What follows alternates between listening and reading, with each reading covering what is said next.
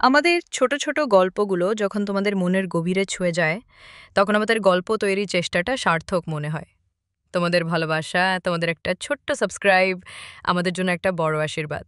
তোমরা যদি একটু সাহায্য করো, তাহলে আমরা আরো অনেক গল্প, আরো ভয়ঙ্কর রাত আর আরো অদ্ভুত কিছু নিয়ে ফিরে আসতে পারবো। শুধু তোমাদের জন্য। তাই বলছি, সাবস্ক্রাইব করো, কমেন্ট করে বলো কেমন লাগছে, লাইক দিয়ে ভালো লাগার চিহ্ন রাখো আর শেয়ার করো তোমাদের বন্ধুদের সাথে। তোমাদের একটা সাহারা আমাদের অনেক দূর নিয়ে যেতে পারে। বৃষ্টি ধীরে ধীরে পড়ছে। রাস্তা ভেজা গাছগুলোর চোখ বুলোনো ছায়া তৈরি করে রেখেছে। দুটো ছাত্র টিউশন থেকে ফিরে যাচ্ছে একটা ছাতা ভাগ করে। একটা লম্বা পথ, একটা ভেজা রাতের গল্প। টিউশন শেষ করে অনিকা ঋতবান একসাথে ফিরছে। একটা ছাতার নিচে দুজন, একটা পুরনো কালো ছাতা। অনিকের মুখে রোষ আর বেদনার ছায়া। আরে, তুই এখনো মুখ ফুলিয়ে আছিস? কি হলো আবার?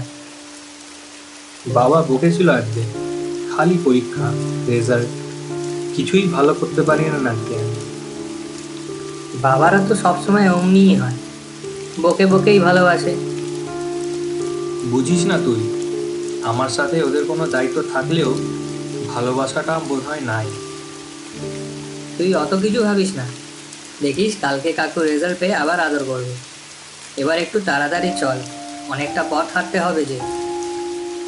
হ্যাঁ, সেটা ঠিক বলেছিস। আগে এই বৃষ্টি থেকে বাঁচি, নাহলে জ্বরে পড়লে আর দেখতে হবে না।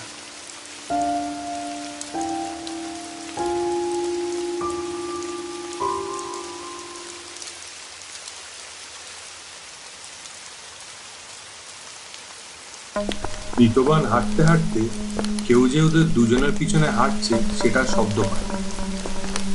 এই অবস্থায় এইভাবে যে বৃষ্টির আওয়াজেও কেউ হাঁটছে সেটার শব্দ পাওয়া একটু আজব। যখন ও আর নিজের কৌতূহল ধরে রাখতে পারে না, তখন ও একবার পেছনে তাকিয়ে দেখে।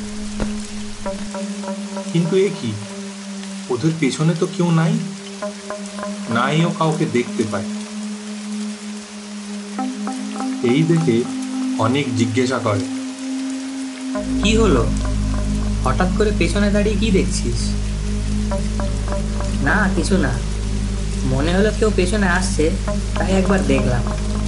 কিন্তু কাউকে তো দেখছি না। হুম, সেটাই তো দেখছি। চল, বেশিক্ষণ দাঁড়িয়ে লাভ নাই। বৃষ্টি আবার জোর ধরলে আমাদের বিপদ। তারা রাস্তা ধারে একটা প্রাচীন গাছের নিচে থামল।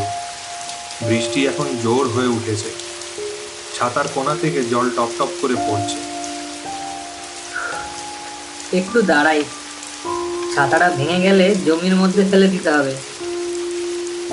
এটা ছিল দাদুর ছাতা, বাবা রেখেছিল, শুধু বৃষ্টির দিনে ব্যবহার করতে দেয়।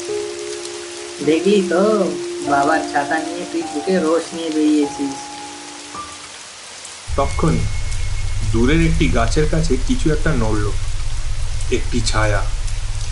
তারা চোখ তুলে দেখে কিছু একটা দাঁড়িয়ে আছে গাছের ওপারে।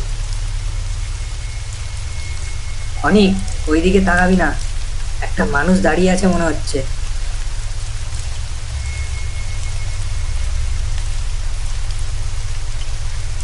আরে কিছু না, গাছ দেখে চোখে ভুল হচ্ছে মনে হয়।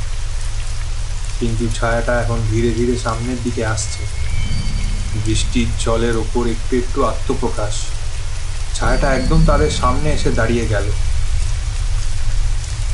কে? কে তুমি? ছায়াটা ধীরে ধীরে অনিকের দিকে আসছে। তার হাত বাড়িয়ে অনিকের মাথা স্পর্শ করল। বাবা, চিনতে পারলি না? তুমি এখানে রাতে? তোর রোষ বুঝতে পেরেছিলাম, সেই জন্য এসেছিলাম।